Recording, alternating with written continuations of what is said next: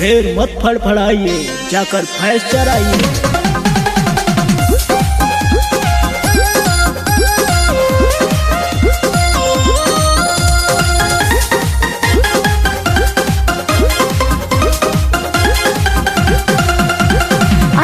धरौले बानी झूठो हिरन के, सच बोली होई हम समान बबुआन के।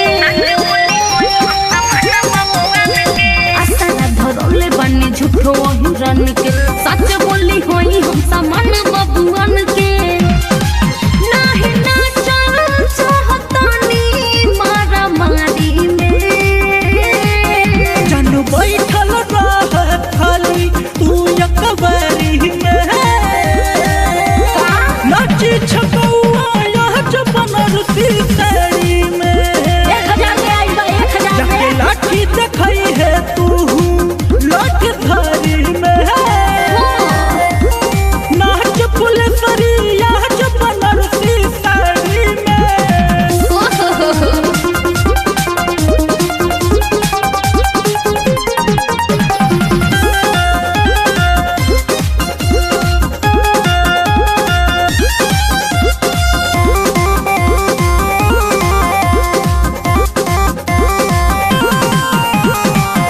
शेर भी शिकार होला जब राजपूत खेलेला, केहू न बचावेला जब बाबू साहेब रेलेला।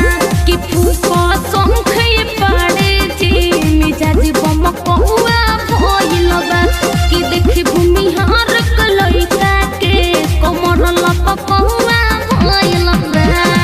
बानी जादू जी बहुते बेकरारी में, जानू बैठल रह खाली तू एकबारी में। अच्छा नाची छकौआ यहाँ बनारसी साड़ी में, जाके लाठी देखई है तू लाठ धारी में।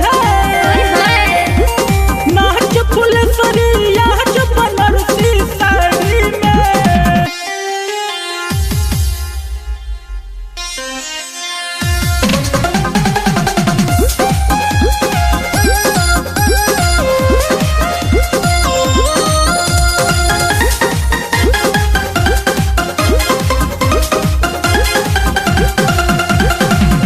शान बबुआन के हो नाम बिशन सिंह हो, ओकरा से जाके कह दे आके जानी डिंग हो। कि तू हर फैन हो गोइनी हो, दलिया तुम्हारे हो गाली।